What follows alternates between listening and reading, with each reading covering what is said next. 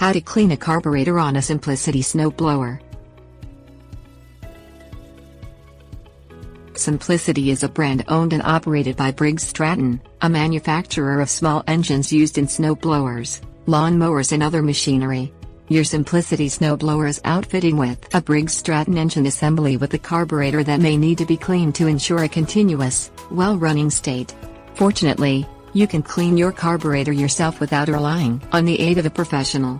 Previous carburetor cleaning and troubleshooting experience is not required. Things you will need: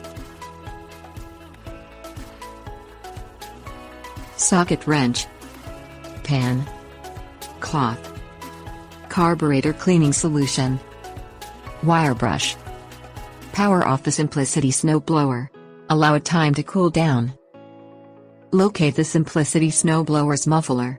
It will be found at the bottom left of the engine and has a number of bolts holding it in place.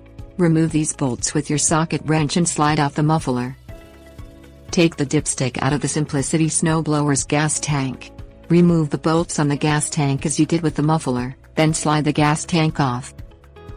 Begin operating on the now fully accessible carburetor. The bowl-shaped device will be found along the right side of the Simplicity snowblower's engine block.